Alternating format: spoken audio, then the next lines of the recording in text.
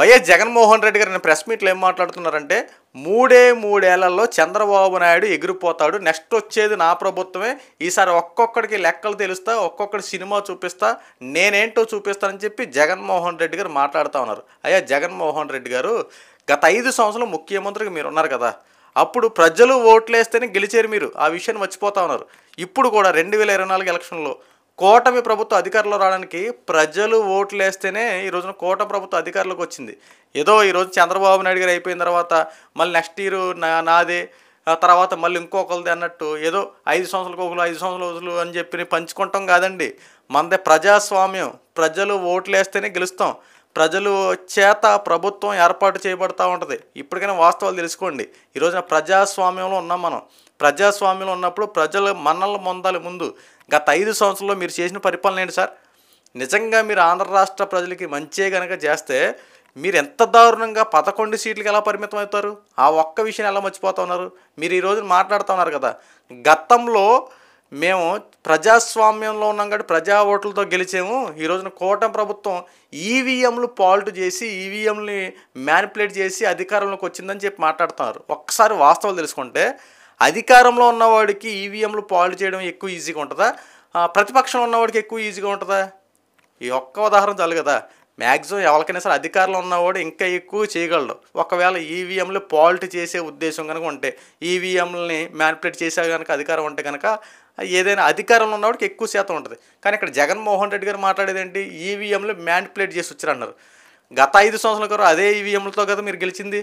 మీరు గెలిస్తేనేంటో ప్రజా ఓటు, ప్రజాబలం, ప్రజాధికారమా? యువతలో గెలిస్తేనంటే ఈవీఎంలు పాల్ట్, ఈవీఎంలు మోసం చేసి ఈవీఎంలతో గెలిచారని చెప్పి మాట్లాడడం ఏంటి సార్ జగన్మోహన్ రెడ్డి గారు? ఈ రోజున వాస్తవాలు తెలుసుకోండి. నిజంగా మీరు ఆంధ్ర రాష్ట్ర ప్రజలకి గత 5 సంవత్సరాల్లో పథకాలు అని ఇదే కాన్సెప్ట్ తీసుకెళ్లారు. అభివృద్ధి అనే దాన్ని పక్కన పెట్టేశారు. పథకాలు కూడా ఒక చేత్తో ఇవ్వడం, రెండో చేత్తో తెలియకుండా దోచేశారు. ఉదాహరణకి ఒక విషయం చెప్పమంటారా? ఆటో వాళ్ళకి 10,000 కానీ, సెలూన్ షాపులకు 10,000 అంటావు, చికెన్ షాపులో పనిచేసే వాళ్ళు 10,000 అంటావు, మటన్ షాపులో పనిచేసే వాళ్ళు 10,000 అంటావు. ఇలాగా ఒక చేత్తో పథకం ఇస్తావు, ఆటో వాళ్ళు 10,000 ఇస్తావు, తర్వాత వారం తిరగకముందే బ్రేక్ ఇన్స్పెక్టర్ రెడీగా పెడతారు. మీకు ఆ చలనం లేదు, మీకు ఆ కాగితాలు లేవు, ఈ కాగితాలు లేవు, అది లేదు ఇది అని చెప్పి వాళ్ళ దగ్గర నుంచి 20,000 30,000 లాగడం. ఇంకొకటి కొన్ని రోడ్లైనా సరిగ్గా ఉండేయా, ఆ రోడ్లలో కనుక ఆటో వెళ్తే ఏదో ఒకటి ఎరగడం.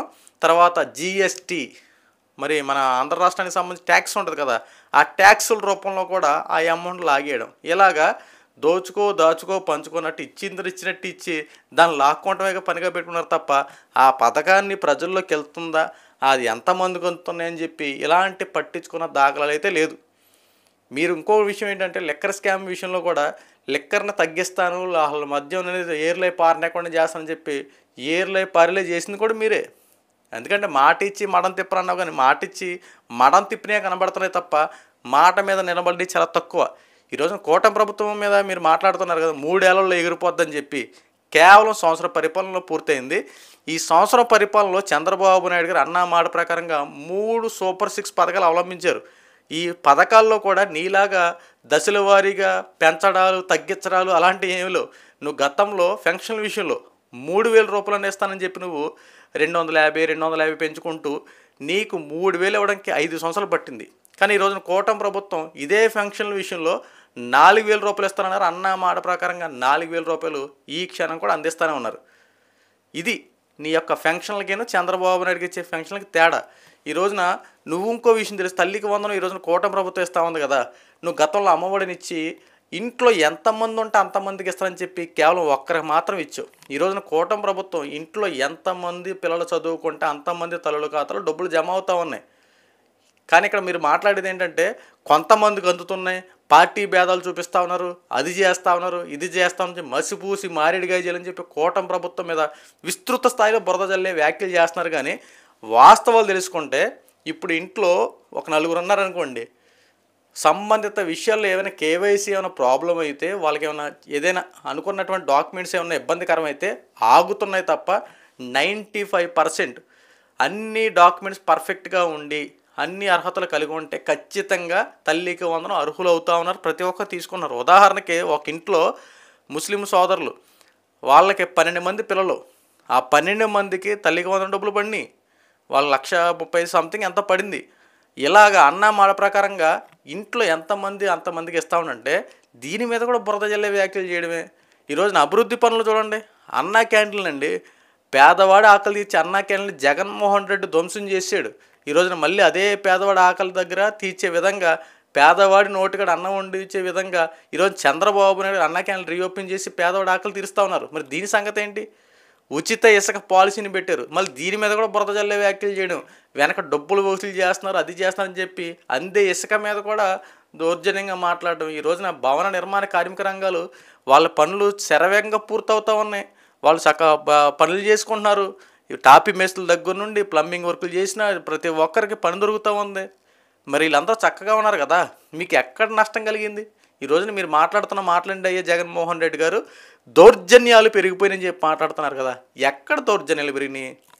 గత 5 సంవత్సరాల్లో మీరు ముఖ్యమంత్రిగా ఉన్న టైంలో లా అండ్ ఆర్డర్ విషయంలో పర్టికులర్గా ఇలా ఎవరైనా మైకుల ముందు కూర్చొని మాట్లాడారనుకో, మీ ప్రభుత్వాన్ని జగన్మోహన్ రెడ్డి వైఎస్ఆర్సీపీ పార్టీని కనుక ఏలెత్తి చూపినా, ఏదైనా పథకం అందాలని చెప్పి దాని మీద ఏమైనా డిబేట్ కనుక చేసినా వెంటనే ఎఫ్ఐఆర్ నమోదు చేయడం, కేసు బనాయించడం, జైలుకి పోలీస్ స్టేషన్ తీసుకెళ్ళడం, తుక్కు రేగొట్టడం, అక్కడ అప్పచెప్పడం, రిమాండ్ విధించడం, ఓసలు లెక్కెట్టేలా చేయడం.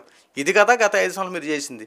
ఈరోజు కూటమి ప్రభుత్వం తప్పు చేసిన వాడిని చట్టపరంగా శిక్షిస్తూ ఉన్నారు. ఇక్కడ భేదాభిప్రాయాలు చోట్ల అది టీడీపీ వాడవనే, బీజేపీ వాడవనే, జనసేన వాడవనే, ఎవరైనా అవనే, తప్పు చేసిన వాడు పార్టీకి అతీతంగా ఏమీ కాదు, ఎవరో భేదాభిప్రాయాలు ఏమీ లేదు. తప్పు చేస్తే ఎవరైనా సరే శిక్ష అనుభవించాల్సిందే.